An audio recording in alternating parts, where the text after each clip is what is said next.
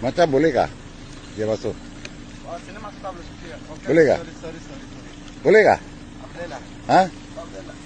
Saya tangkap lu nanti baru tahu. Nah, itu saya sedikit pegang sakit tes. Yuk kencing sini orang tahu kah? Ini tak langsung kuncil lah. Cuba bayangkan kau pergi pasar beli sayur, lepas tu balik rumah kau cuci bersih-bersih sayur tu pakai sabun, pakai Clorox kan. Kau dah yakin bersih, lepas tu kau masak, lepas tu kau makan. Tapi sebelum semua tu, sayur tu dah pernah bersekedudukan mandi dengan seorang lelaki pakai sarung dan tak pasti pakai spender ke tak. Ya Allah, apa benda siap aku tengok. Lepas ni makan sayur confirm terngiang-ngiang video ni. Yang tak makan sayur sukalah dia orang kan. Pasal tu lah aku tak makan sayur dari dulu. Cewayat dia kan. Macam lah video ni ada orang send kat dia masa dia tadika dulu. Yang makan sayur pula tu confirm lah ada niat apa? Nak berhenti makan sayur kan. Berkira-kira nak berhenti makan sayur. Janganlah macam tu. Bukan semua kebun macam tu kan. Tapi itulah. Gara-gara satu video, semua kebun kita tapau rata. Semua tak percaya kan. Gara-gara satu video, pandangan orang jadi serong kat pekebun-pekebun Malaysia ni. Kita ni bukan minta sayur steril macam kat hospital yang terlampau bersih kan. Kau jaga kebersihan sayur tu sampai kat pasar raya cukup dah. Selebihnya biar kita orang cuci. Tak payah nak cuci berlapis sampai 5 kali cuci. Pakai asid organik, pakai Evian water. Tak payah. Kan mahal pula sayur tu sampai kat aku kan. Itu je standard dia. Bukan susah. Tapi itulah. Dia ni buat hal betul lah. Aduh. Okey, aku nak ingatkan lah kat sini tak perlulah kita nak cakap Bangla ni pengotor. Perangai negara dia bawa ke sini. Tak payahlah. Stop lah. Kan? Jangan resis lah. Please lah, jangan jadi bodoh. Isu ni bukan isu bangsa, okey? Orang bangsa lain pun ada ya perangai macam tu, kan? Cuma tak terekod je. Cuba bayangkan kalau Lisa Blackpink yang cuci sayur macam tu pun orang marah juga, betul tak? Tapi pelik jugalah kan, walaupun dah berendam dengan orang, kan kita cuci sayur tu bersih-bersih kan sebelum masak kan. Kenapa kita still jijik juga Kalau kau jijik lagi lepas kau cuci, maknanya kau sendiri tak yakinlah dengan cucian kau. Kan? Bukan salah pekerja Bangla tu.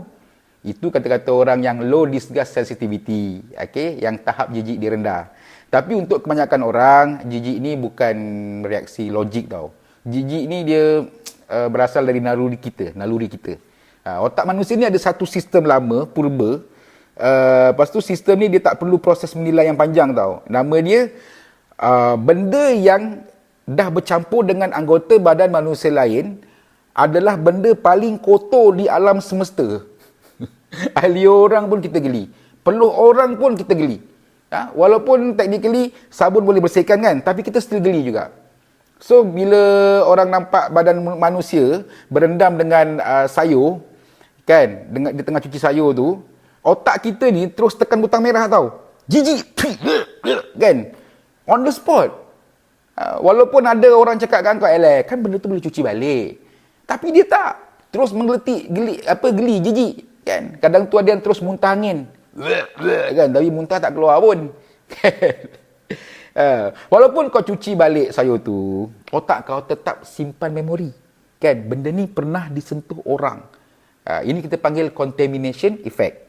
Sebab tu, orang tak nak pakai baju orang lain. Sebab tu ada orang yang geli minum daripada gelas orang lain. Kan? Walaupun baju dengan gelas tu dah cuci, tapi tetap juga geli. Ada tau yang macam tu. Jadi masalahnya bukan kuman. Bukannya kotor ke apa. Masalahnya image yang melekat kat kepala tu. Kita bayangkan benda tu. Ada rambut dalam mi kari. Okay? Rambut je pun. Kan dah bersih dah pun. Rambut tu bersih dah pun. Tercuci masa cuci mi tadi. Kan tercampur dengan mi tadi. Termakan pun tak jadi apa sebenarnya. Tapi orang tetap marah. Pasal itu rambut orang lain. Bukan rambut dia. Kita siap bayangkan lagi pemilik rambut tu guna imajinasi kita. Dan kita bayangkan yang paling worst sekali, yang paling teruk sekali. Seorang lelaki hisap rokok, pakai baju pagoda, pakai sarung, tengah masak mi kari kita kan, rambut berserabai. Pasal tu kita tak jijik dengan bau kentut kita sendiri. Bau peluh sendiri. Korek makanan celah gigi pakai jari sendiri. Dah dapat siap cium lagi. Tak kira sepembersih mana pun kita tak akan jijik dengan tubuh badan kita sendiri. So, benda ni bukan masalah pekerja tu lah. Situasi tu yang rosakkan kepercayaan. Orang tak jijik sebab Bangladesh. Kan? Bukan pasal Bangladesh. Selain daripada Bangladesh pun, sama je. Orang putih ke, orang Jepun ke, orang tempatan ke, buat benda yang sama, reaksi kita sama je. Kalau isu Islam yang buat macam tu, takkan korang tak marah? Marah juga kan? Okey, pekerja Bangla tu memang salah lah kan. Tapi dia seorang je ke yang salah? Masalahnya. Sistem pengawasan tak salah.